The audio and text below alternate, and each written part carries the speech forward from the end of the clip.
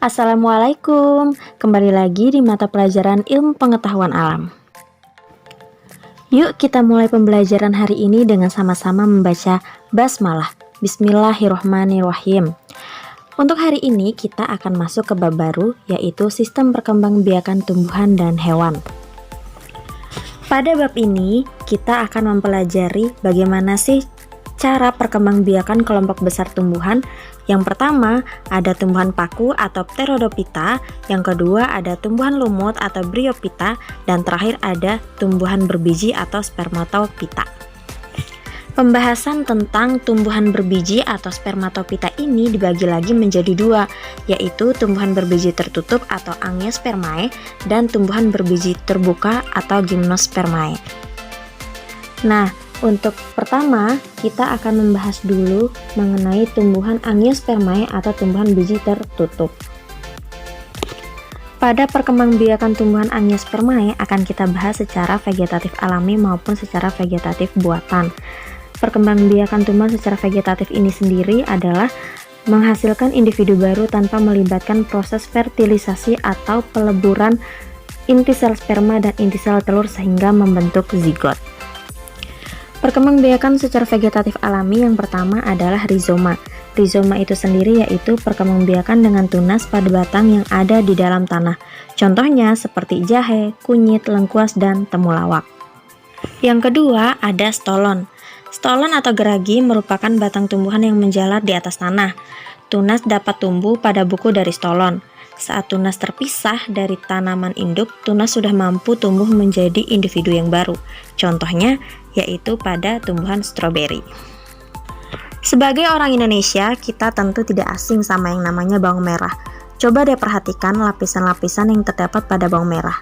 Kenapa dinamakan umbi lapis? Karena memperlihatkan susunan berlapis-lapis yang terdiri atas daun yang menebal, lunak dan berdaging serta batang yang berupa bagian kecil pada bagian bawah umbi lapis yang disebut dengan cakram. Dengan demikian dapat dikatakan bahwa umbi lapis atau bulbus merupakan modifikasi batang dan daun.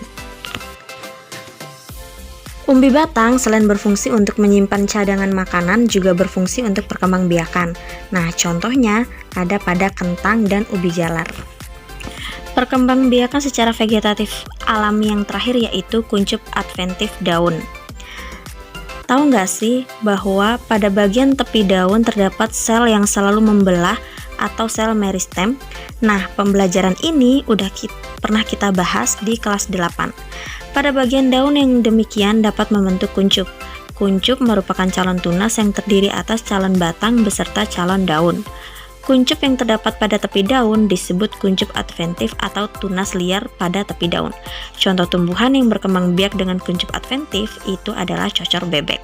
Perhatikan gambar di samping ya. Kalau tadi kita sudah membahas tentang perkembangbiakan secara vegetatif alami, sekarang kita akan membahas tentang perkembangbiakan secara vegetatif buatan. Nah, kalian pasti tidak asing sama yang namanya istilah cangkok. Cangkok itu sendiri dilakukan dengan mengelupas kulit suatu batang tanaman berkayu, kemudian dibalut dengan tanah dan dibungkus dengan sabut kelapa atau plastik sehingga tumbuh akar. Tanaman yang dihasilkan dari cangkok memiliki sifat sama seperti induk dan cepat berbuah. Cangkok dapat dilakukan pada tanaman berkayu seperti mangga, rambutan, dan jeruk. Yang kedua yaitu merunduk. Merunduk itu sendiri dilakukan dengan membenamkan tangkai tanaman ke tanah sehingga bagian yang tertanam dalam tanah itu tumbuh akar. Contoh tanaman yang menggunakan teknik ini yaitu bunga alamanda. Terakhir ada yang namanya stek.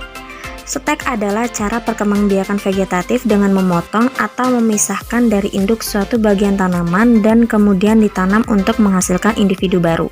Misalnya, untuk menanam ketela pohon dapat menggunakan batangnya atau disebut stek batang.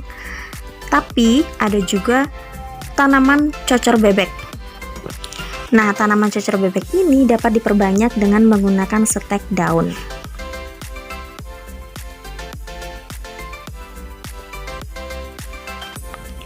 Pernah dengar istilah pemuliaan tanaman? Nah, pemuliaan tanaman ini adalah suatu teknik yang digunakan untuk memperbaiki dan meningkatkan mutu suatu tanaman. Untuk teknik pemulihan tanaman itu ada dua macam, yaitu menyambung atau mengenten. Yang kedua, menempel atau okulasi. Yang pertama ada yang namanya menyambung atau mengenten. Nah, cara perkembangbiakan dengan cara menyambung atau enten adalah dengan memotong suatu batang tanaman lalu disambung dengan batang tanaman lain yang sejenis tetapi berbeda sifat. Misal nih, bunga bougainville berwarna oranye dan bunga bougainville berwarna ungu. Jadi dalam satu pohon akan menghasilkan dua warna, oranye dan ungu. Teknik yang kedua yaitu menempel atau okulasi, di mana teknik ini sendiri dilakukan dengan cara menempel mata tunas yang ada pada kulit tanaman pada batang tanaman lain yang sejenis. Teknik okulasi atau menempel sering digunakan oleh petani untuk mendapatkan tanaman unggul dari dua atau lebih tanaman yang sejenis. Contohnya seperti pohon jeruk berbatang kuat, jeruknya berukuran kecil serta rasanya asam. Dan terdapat pula jenis pohon jeruk yang batangnya tidak terlalu kuat tetapi jeruknya besar dan manis. Mata tunas pohon jeruk dengan hasil buah besar dan manis ditempelkan pada batang pohon jeruk yang berbatang kuat. Oleh karena itu akan dihasilkan pohon jeruk yang berbatang kuat dengan buah besar dan manis. Oke, itu tadi materi tentang perkembangbiakan Angiospermae secara vegetatif alami dan buatan. Jangan lupa kerjakan tugasnya tepat waktu, maksimal pukul 18.00.